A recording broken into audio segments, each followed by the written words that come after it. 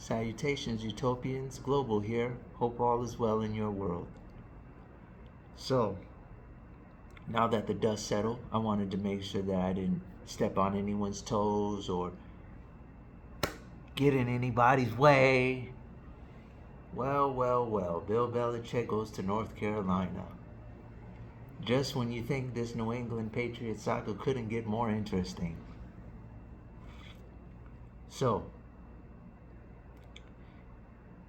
as you all know, it was a little bit of a messy separation between Bill Belichick and the New England franchise, ran, owned, and presented by Robert Kraft, the Robert Kraft. And as you all know, Kraft,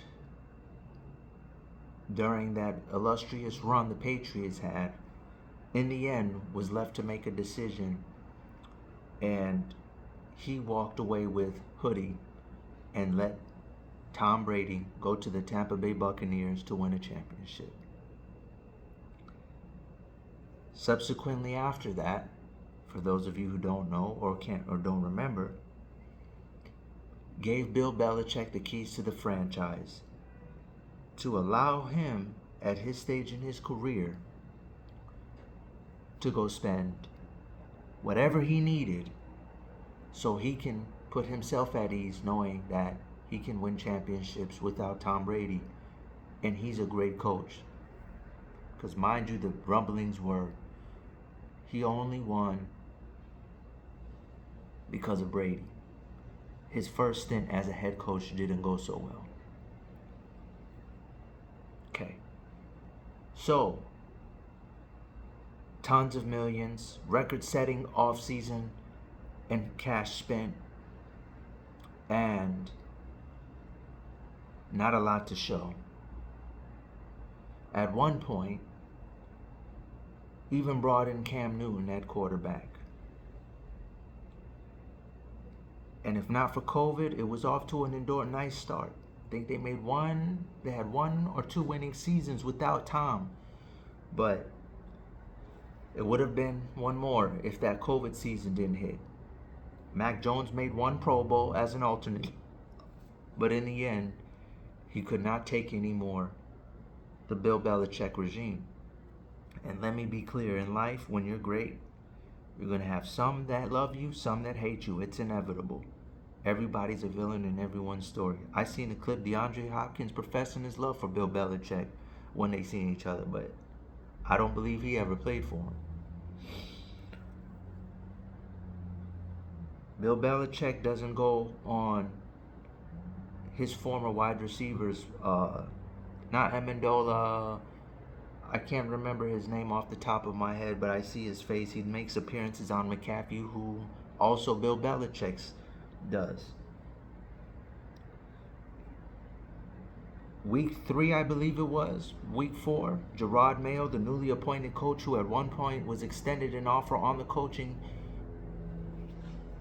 staff of Bill Belichick's, but he turned it down to go work for a Fortune 500 company and become where he moved up extremely fast and became CEO at one point, specializing in banking and funds. So when the Patriots were met with another record-setting opportunity to spend cash, this time Mayo spent the offseason being extremely careful. And in one of the best quarterback classes, it appears, in the NFL's history, looks like the New England Patriots landed one in North Carolina quarterback Drake May. See where this is going?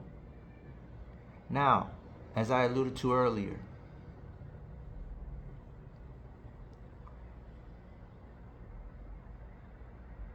they had a little barb where Bill Belichick said it's unfortunate that he's calling them soft because last year they were one of the most elite run-stuffing teams in the NFL.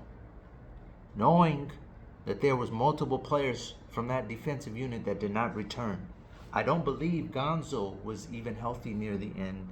To begin the season. Their elite corner. Lost key linemen. Difference in personnel, but professed to bring up felt the need to bring up they were one of the best run units. Now, everyone said at the roast that Bill Belichick and Kraft had buried the hatchet. But now we're starting to see the second half of the season.